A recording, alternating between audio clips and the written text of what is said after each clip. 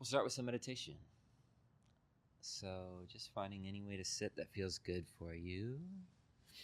And the topic or the theme for today is this word annatā, which means not self, and it's an insight practice of kind of looking into the impersonal nature of experience.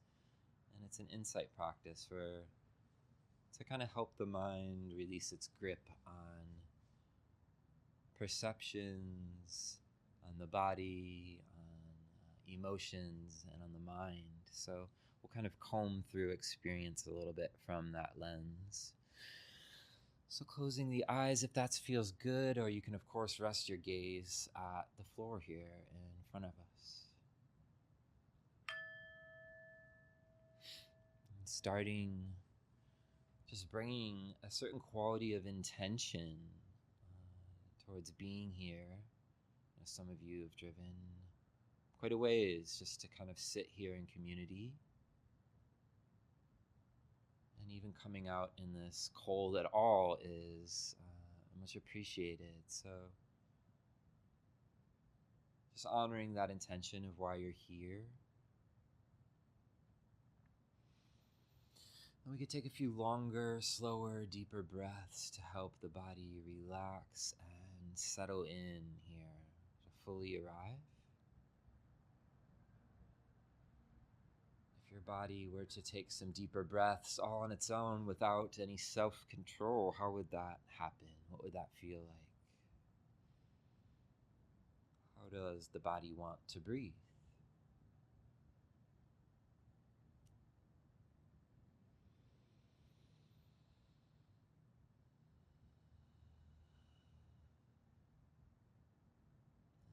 Allowing the mind to fall to the background. And the breath, just letting it take a natural rhythm. So really letting go of any control whatsoever. Those of you who come here often hear me say this every time, but in this style of practice, we can really just let the body breathe all on its own. How does this body want to breathe right now? And we'll use this as the through line, as the thread that weaves through the meditation. So noticing right now, wherever you experience the breath predominantly, no wrong way to do that. And allowing this awareness, which is already here, already present, just allowing that to rest on that rhythm of the breath.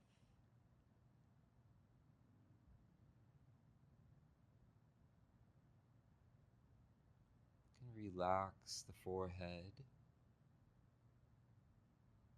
Allow the eyes to relax.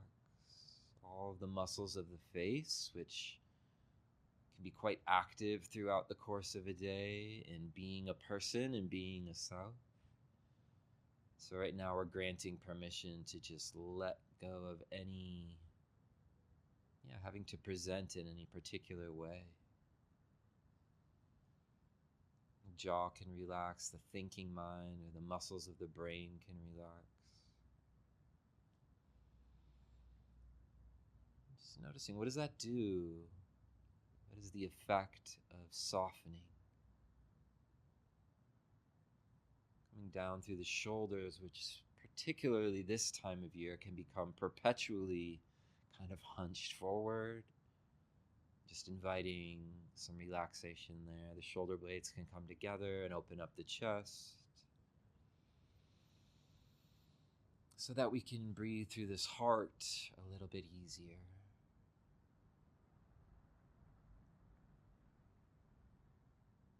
Noticing what it's like to be aware from the chest, aware from the belly, softening this whole front of the body with each out-breath.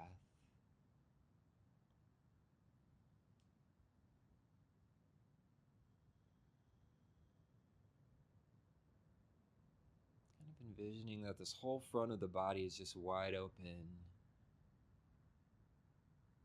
You can breathe right down into the legs, all the way down through where the sit bones are connecting with the cushion or the chair or mat.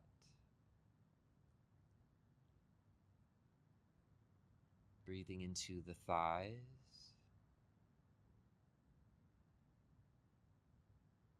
What is it like to be aware from the legs? To breathe from the legs?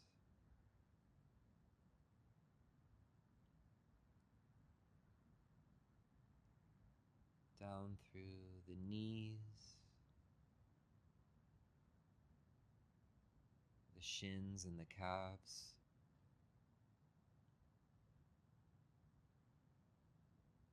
All the way down through the feet and the toes.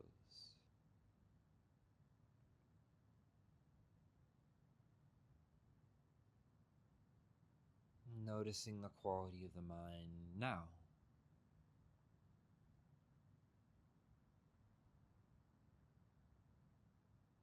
Bringing a whole body awareness now. Just what would it feel like for each breath to be received kind of in the whole body, a global awareness?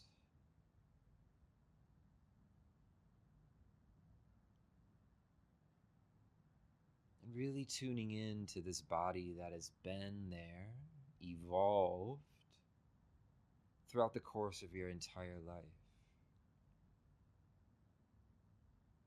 From something that was under 20 pounds, under 10 pounds perhaps, and even smaller.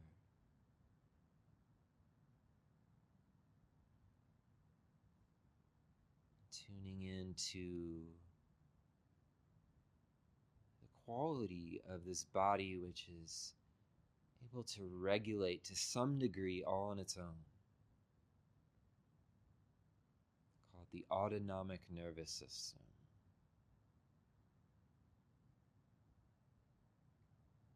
Heart is beating. We can influence the breath, but the body also is breathing on its own most of the time, all day, every day.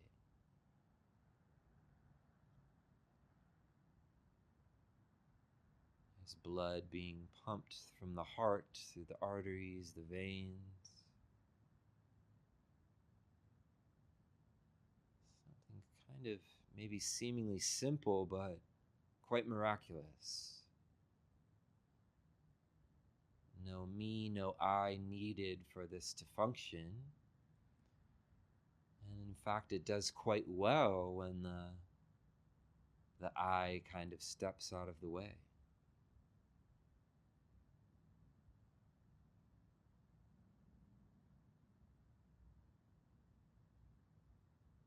Tuning into the quality of this body, which has evolved from millions of years of ancestors.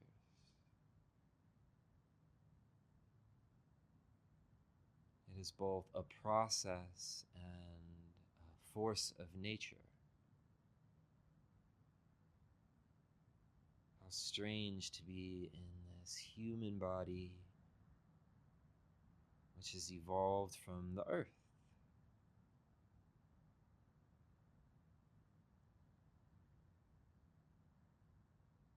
It's made out of the same materials as the earth.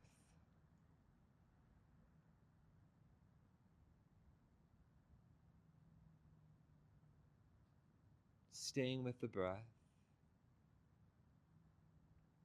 Just noticing the impact of just some of these simple reflections.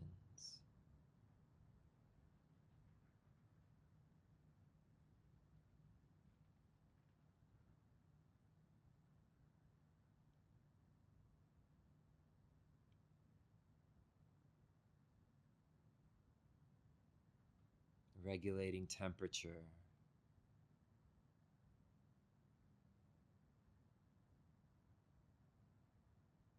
Trying to keep us from being sick. Often doing quite well. And sometimes not.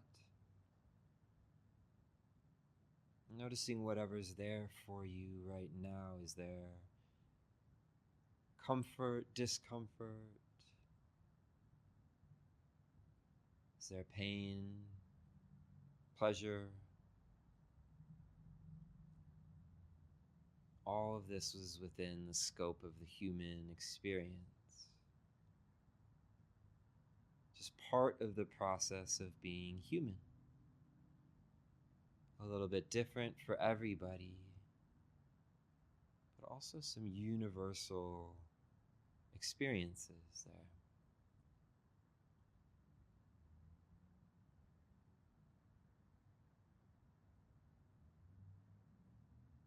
Continuing to breathe.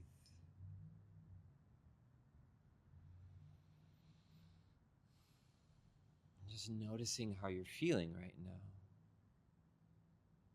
How many conversations have you had today? How much work have you done today? How many ups and downs have happened? Tuning into the feeling tone. Just a very simple way. Is it pleasant, unpleasant? Maybe it's just neutral.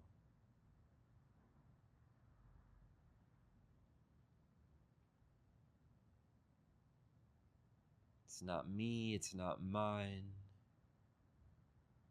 It's just like this right now.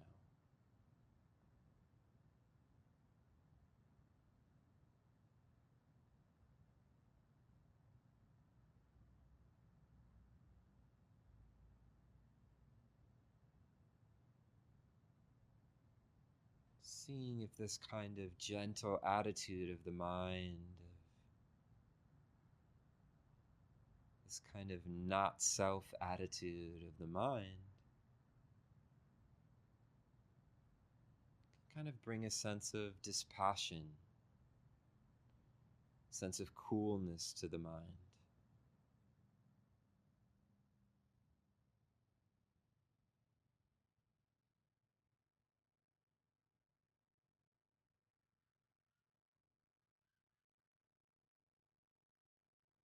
This mind will hear things and it will think thoughts. This human mind is quite good at thinking thoughts. What would it feel like to have the same attention we might have to sound of the outdoors, to the thoughts of your own mind? Not me, not mine. Just this low humming of activity kind of comes and goes.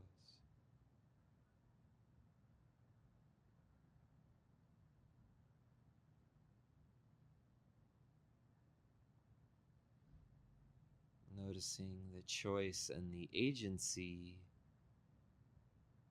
which can come through observing.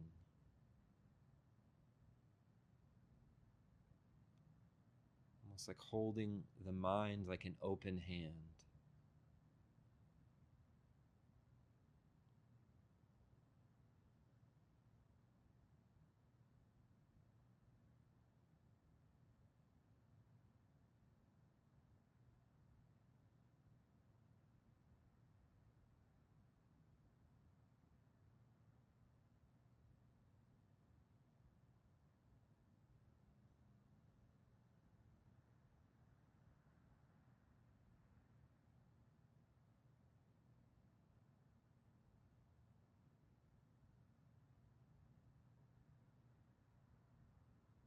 We'll spend a few more minutes like this, just quietly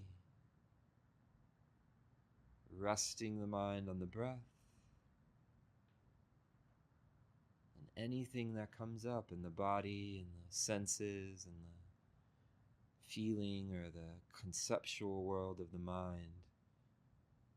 Just use a simple noting practice of not me, not mine.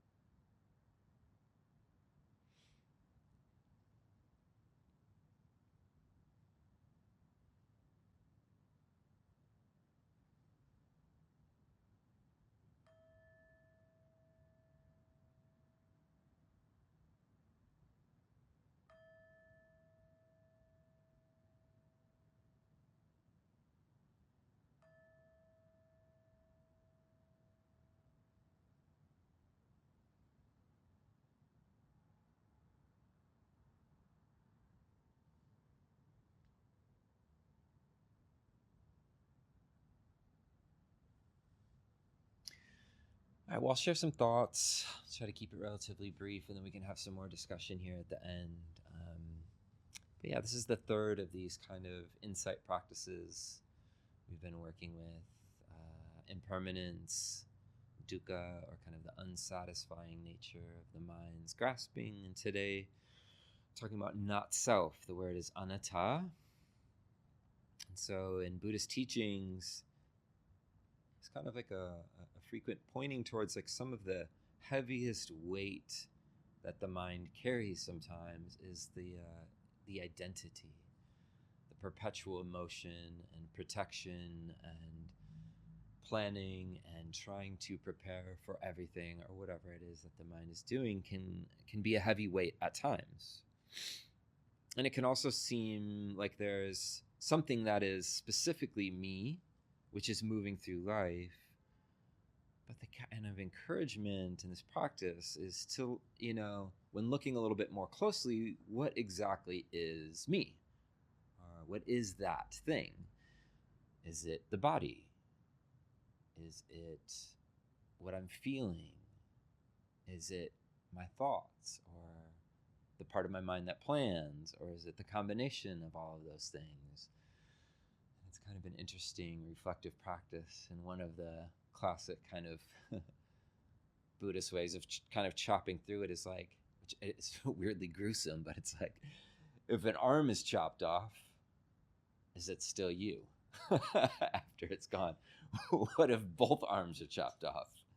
Yeah, and then they continue to go through the legs, or all the limbs, and then at what point is it no longer you and the other part? So, this kind of way of like breaking things down in a way.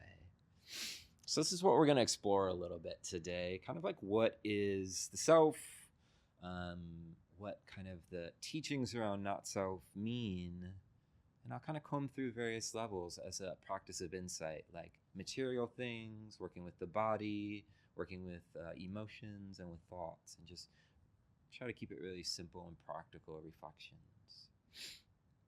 But if there's one takeaway from the day, Eli, you kind of already got to it. It's this little like mantra, which is not me, not mine. It can be a really helpful practice, particularly if there's strong things coming up in direct experience.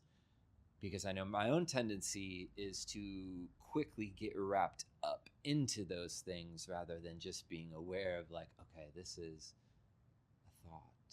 I noticed there was something right at the end of my meditation. There was a thought that I had that carried a pretty strong emotional charge with it. And I just noticed how much more my mind went to follow that than other things. But then similarly came back, okay, not me, not mine. And what does that do? And so just as a starting point, I wanted to say that like, this can kind of maybe sound like a denial of responsibility or something like that. And I just want to be clear that it's not a way of like, okay, no self, so my actions have no harm. Even though I cheated on my partner, it was not self. There was no me that did it. But it's a practice and a lens to support the mind from releasing from suffering, as all of these kind of insight practices are. And according to kind of the Buddhist teachings, attaching to an identity as this thing that's fixed or real is kind of really at the root of ignorance and delusion and causes quite a bit of pain.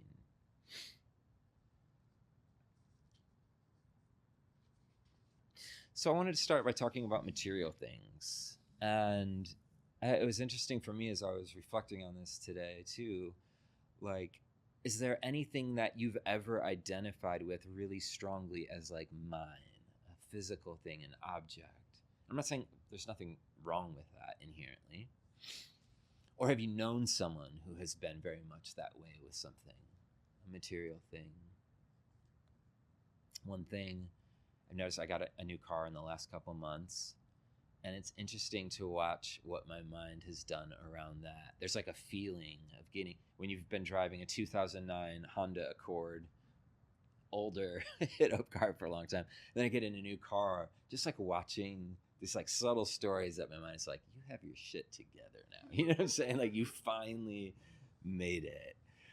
And that lasts like a week or two or something like that. And it's like, oh, same problem, suffering about the same stuff in this new car and a smoother ride, right? Like, yeah, but watching my mind kind of create this identity out of this thing that is a pretty fragile identity, I'll just say. I remembered when my brother got a new car. I was living with him during COVID, and it was like new hybrid, beautiful SUV, and we were all enamored with it. And then it was like 2 weeks later, he goes to push the trunk thing on the back, to automatically open. It was in the garage, just bangs into the garage and puts this dent in it. And I remember just looking at him and just being like, damn, there's just so much dukkha in this moment, so much just like unsatisfying quality, this thing that, I was even excited about it. And then just to see how quickly, if I'm attached or if he's, attached to that thing, just watching how fragile that sense of identity can be. And so, yeah, to identify with anything that's as me or mine, that's subject to dissolve, to break, to be gone at some point is going to cause some degree of pain. And another interesting reflection is that every single thing, whether it's this microphone or the cell phone or these lights, in some way or another has just come from the earth. It's all made out of the earth. Even plastics and things that seemingly aren't are made out of these same elements and eventually will break down and go back to the earth. Plastics on a little bit of a longer time frame than others. Ajahn Chah, one of the great Thai forest masters, was getting some flack from, I think, some of his students, the way I've heard this story of like, you tell us not to be attached to things, but you seem kind of attached to this glass that you carry it everywhere and you take really good care of it. And he says, when I know the glass is already broken, every minute with it is precious. So I really like that reflection in a way where it's like, this doesn't necessarily mean to negate the value of taking care of things, but actually in noticing maybe the fragility or the impermanence of things can allow for a deeper appreciation of them, a deeper sense of gratitude. So we can also turn this kind of practice towards the body, which again is composed of all the same elements of the earth. And as we went through in the meditation, so many autonomic processes that are happening. That's something for me that when I reflect on, it's kind of a weird feeling at times to be in this body that feels very much like me, but so many of the things that are happening, I'm not doing them. They're just kind of happening on their own rhythm. There's this intelligence that the human body just innately has and is evolved into, which really lacks an identity. And so the practice is that rather than identifying with the body, finding freedom, which is rooted in the body, having mindfulness, which is in the body, but which is released from any attachment with it. And this is a really central practice of mindfulness-based stress reduction. Some of you may have heard of that, but it's one of the most popular forms of mindfulness that's been brought into the hospitals to help people, particularly who are working with chronic pain. And a central part of that is doing body scans and recognizing that there's some degree of pain, which is just the pain itself. And then there's the identification with the pain that creates a whole nother level of suffering on top of it. And so part of why mindfulness-based stress reduction has been helpful is for this very thing, taking some of the selfing out of the pain, just being aware of it as just the bare sensation and releasing the mind's identification or creating more potentially than is there. So this is the kind of general shift towards like non-identification with the body. And again, this is not like a thing where we have to stop using pronouns like me or I, going by the person formerly known as me, but just as a quiet practice, not becoming an annoying person about it, but as a really quiet, reflective practice in working with the body. one way that's often, this is shared on meditation retreats, is with, for the body, is eating food. I remember when I was like in Myanmar many years back, the monks would always be like, so many people, we're hearing so many stories of these monks in Malaysia, they get enlightened while they're eating their food. And the practice that they do is reflecting on the elements. And it's kind of a weird idea to think about. At some point, right, there's something external, it's grown from the ground, you eat it, and it becomes a part of your body. And so they use this as kind of a reflective practice of noticing how that can start to dissolve a sense of self when this body itself is really interdependent on the elements, made up of the water that's being drank, made up of the food, the earth that's being consumed.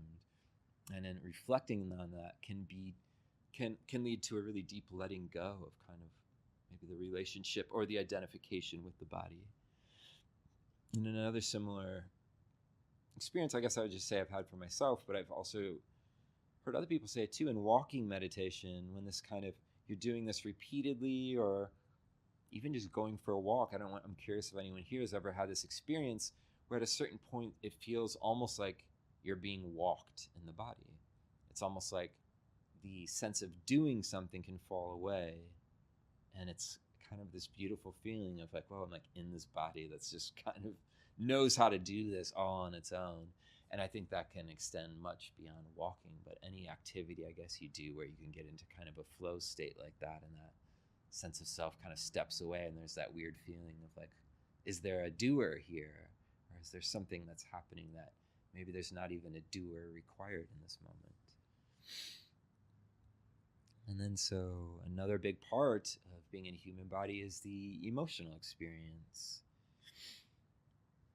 I know for me, if I experience anger and I feel it as it is, and I am able to express it if I need to, I can have a relatively low identification with it. But if I identify with that anger and take the hook of it, which can be, I find for myself, sometimes anger can feel quite sweet for a moment, until I'm 2 or 3 days later carrying on the same conversation in my head that I'm going to have with somebody, or arguing with somebody in my own mind. I start to identify with that emotion. I create almost a sense of self around that particular one. For me, as can be a strong one at times. So, to use the language of internal family systems, you can recognize that any emotion is really just a part. It's not the whole me, although it can feel like that at times. But I find that languaging really helpful, and I think that's part of why that particular paradigm and teaching style and therapeutic approach has been so helpful for people, because it does two things. It identifies what's happening, but it also recognizes this is not the whole me. This is a part of me, an experience. So in that moment of recognition that this is just a part, there can be less of this feeling of this is defining who I am. And I also find that particularly helpful in my interactions with other people. If I'm having a conversation with someone and they're doing something that maybe aggravates me in a certain way, I can catch my mind turning that person into this concrete fixed self. They're always like this, or they are inherently like this. And in that moment, not recognizing all of the other qualities which that person has, besides this one thing that happens to be aggravating me. So those are ways of kind of working with emotions on this level. And the same phrase, not me, not mine. It's an experience. And then there's the thinking mind, thoughts, of course.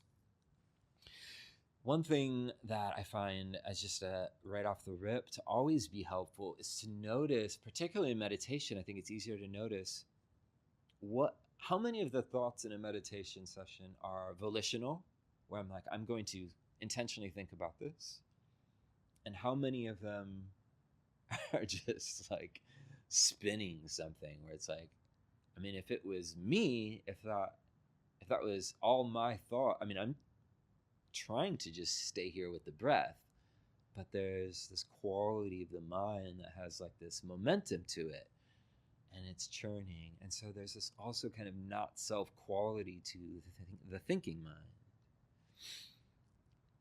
And in fact, I often find that the things I'm trying not to think about are exactly what the mind wants to think about the most, in a way. And so there's this another quality of working with this, where I know for myself, noticing some of the things that I tend to pin my identity on, which can be really self-limiting. And this touches back on some of the things we talked about earlier.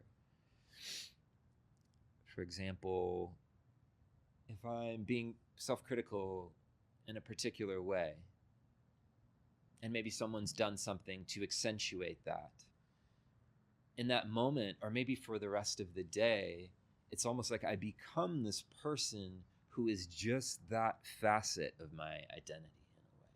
I'm only in that part at times. I'm only not good enough or did something wrong. It takes over the mind, and there's an identification or an identity that the mind creates in that moment. And one way I definitely struggle with this is self-comparison. I get glimpses of other people's lives, whether that's in social media or even just passing by on the street. And this is something I was noticing yesterday too. Someone getting out of an elevator, I'm going onto an elevator, just like well-dressed, seems like they have everything together. And by the time I realize I get to the top of the elevator, I'm like, I've created an entire personality of this person. I haven't even talked to them or shared a single word. So there's this kind of funny word that, at least in modern Buddhism, they call it selfing. Just kind of funny. Creating selves for myself, for others, or lacking self. And so that's an interesting thing that I've noticed that my mind does in situations like that. If I see someone who seems to have this good life, there's an immediate sense of lack that I feel. And then I start to imagine this like idealized form of myself where I could be happy like this person that I've cooked up in my own mind.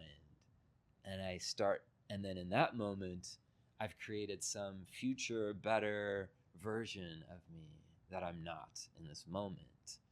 That's a pattern for myself that I've noticed. And it's not something I really want to like lay stakes in, but I catch my mind doing that time and time again. And I think a lot of things can contribute that, social media and all sorts of things.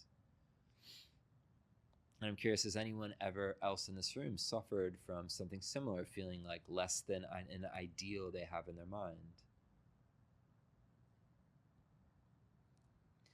So there's value in having some sort of a self-image. And I think it's an important thing to get across here. It's like having an identity is important in many ways. And it wouldn't be really possible to function with any sense of identity. And there's a lot of value in creating an identity or cultivating an identity that does feel aligned, and that is imbued with great qualities, that is accepting and is loving or content and compassionate, whatever those things that we want to be connected to are. And kind of doing that in a certain way can actually lead to less self-identification. There's kind of a trajectory sometimes in Buddhist teachings where it's first create just like a healthier self in a way, and then try to start letting go of the self. Letting go of the attachment to having to be someone all the time. And I think this is where Buddhist teachings kind of have an interesting trajectory, where the Buddha was teaching that not just having a healthy self, but that actually it's possible to completely set the whole thing down. And not that we never pick it up again, but that in doing so, and this is where things like concentration can be deeply impactful. What does it feel like when some of that even quietens down a little bit? Is it possible to operate and function from a place where there's less identification in various ways that lead to suffering. And this is kind of the encouragement, is to gain some experience in, I don't know what you want to call it, this realm of the heart, which is freed from attaching to things or to the body, to the way the body is, to the way the body looks, to the pain that's in the body, not identifying with the emotions which are coming and going, or the idealized self, or whatever else the mind is thinking. And not coming from a place of me and mine, but coming from a place of this is all simply nature, and it's a part of nature and doesn't always need to be perpetually identified with. So those are some thoughts I have to share. And I just wanted to open it up for reflection.